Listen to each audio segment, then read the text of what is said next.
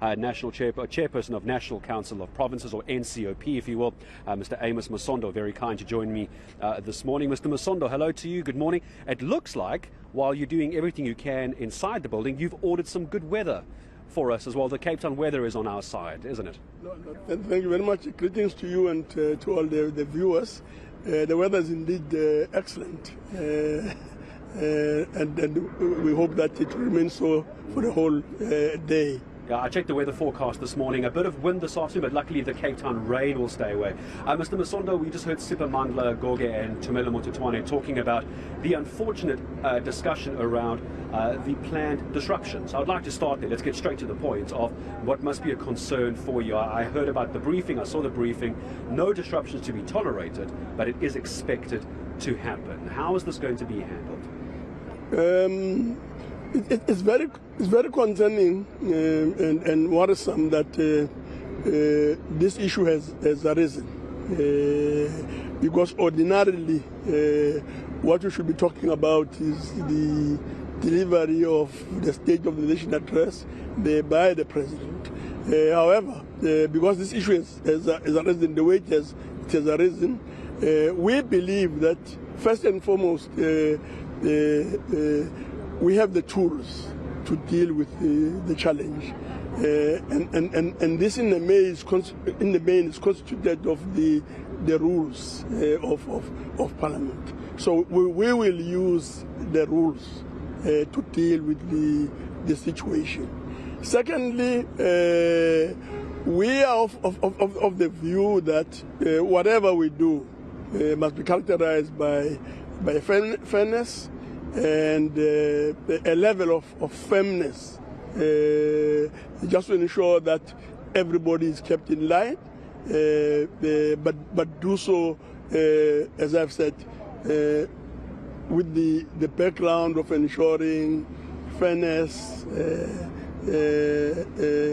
even handedness in terms of just ensuring that things are done properly.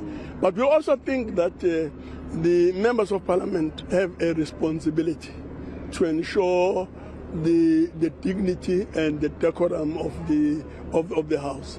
Yes, presiding officers will play their own role, but overall we'll use the rules. We'll ensure that we remain firm but fair, and we'll have to ensure that we get the support of almost all members to cooperate in the interest of dignity and decorum of the House. And having said all that, there are rules in place, there are procedures in place to deal with this within the rules of Parliament.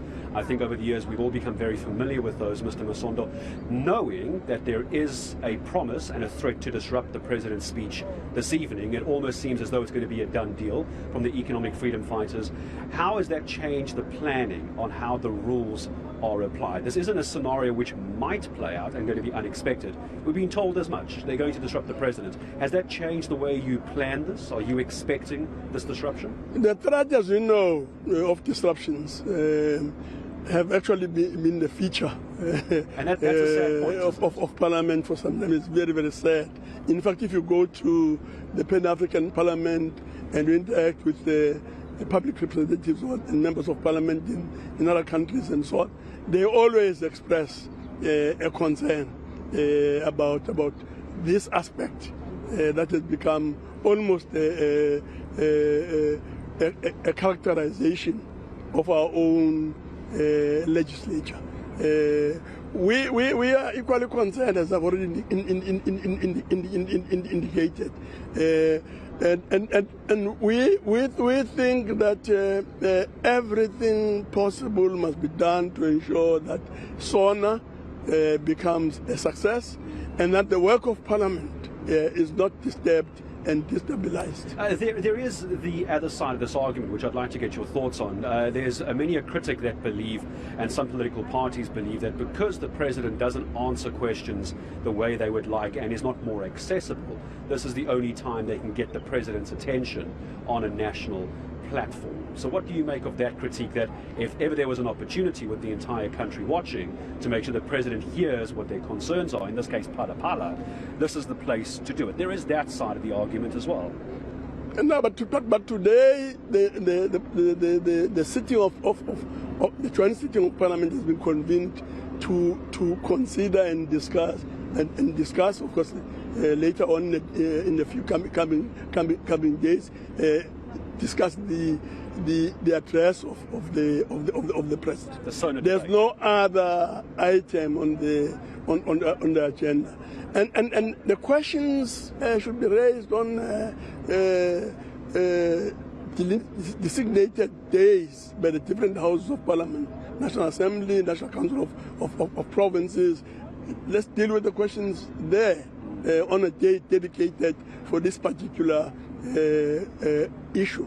On the question of raising the parliament or any other matter and so on, members of parliament and political parties know that they do impact on the agenda and the issues to be considered by parliament. They should do so and not utilize a separate day meant to discuss a particular issue.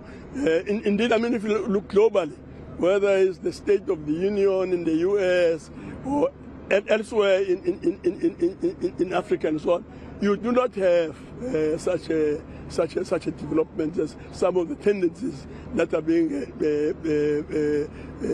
manifest in the South African situation as we speak at the moment. So it's inappropriate.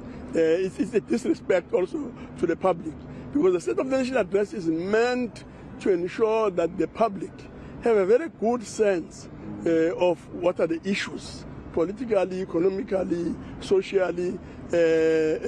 It's meant to ensure that the public has a sense of the challenges, how these are being addressed, and so on.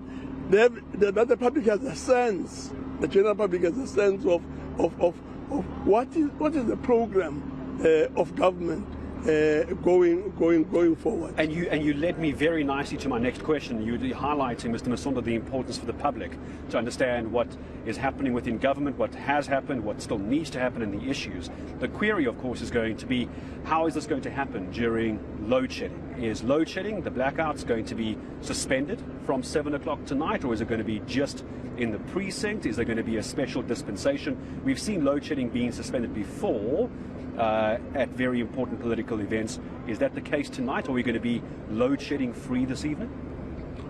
The President has said, and this has been repeated also many times in Parliament, in different committees and different sittings, that load shedding, the electricity question and blackout, whatever, it's one of the key challenges that faces South Africa today. It impacts on the public, it impacts on the economy, it affects lives of South Africans all around.